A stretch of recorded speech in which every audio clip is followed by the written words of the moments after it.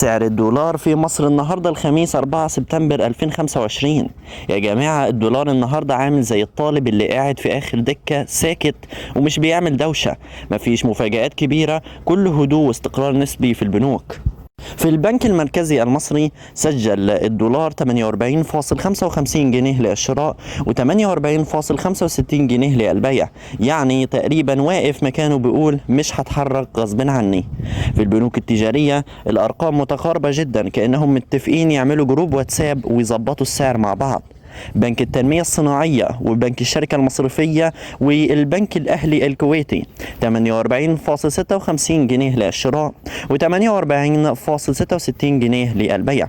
في الأهلي المصري وبنك مصر 48.53 جنيه للشراء و48.63 جنيه للبيع.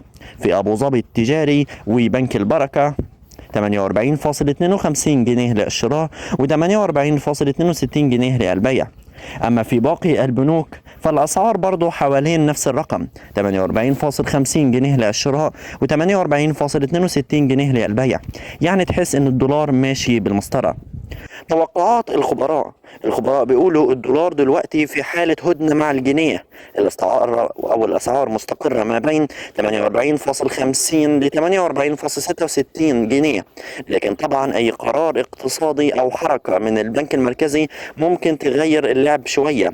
يعني لو انت مستثمر او حتى بتفكر تحول فلوس، ركز مع البنوك الكبيرة يوم بيوم قبل ما تاخد قرارك.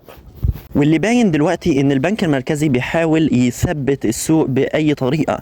الاحتياطي النقدي بيزيد تدريجيا وتحويلات المصريين في الخارج عامله شغل كويس. كل ده بيدي احساس ان فيه نوع من السيطره، حتى لو العجز في الميزان التجاري لسه صداع كبير. الدولار واقف في نطاق ضيق زي ما ذكرنا، وده معناه ان فيه سياسه واضحه انهم ما يخلوش الجنيه ينهار بسرعه ولا كمان يسيبوا الدولار يطير. يعني باختصار اللعب دلوقتي على الهدوء، ودي إشارة إن أي حركة جامدة جاية هتكون مرتبطة بقرارات اقتصادية جديدة أو ضخ استثمارات. لو بتفكر تحول فلوس أو تسافر، تابع الأسعار يوميا خصوصا في البنوك الكبيرة زي الأهلي ومصر. حاول ما تشتريش أو تبيع في لحظة اندفاع، السوق هادي يعني ما فيش داعي للتسرع.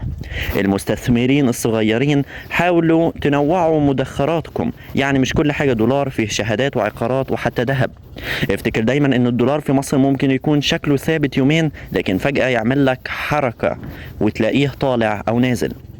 خلاصة الدولار دلوقتي عامل زي العريس اللي بيتمشى في الفرح رايح جاي، لابس بدلة شيك ومش مستعجل على الرأس. السوق هادي، الجنيه واقف، واللي جاي كله مرهون بالسياسات الاقتصادية. فاللي عايز يشتري أو يبيع يتعامل بعقل مش بعاطفة أو بمشاعر، لأن في الآخر اللي بيرقص مع الدولار لازم يكون لابس جزمة جري.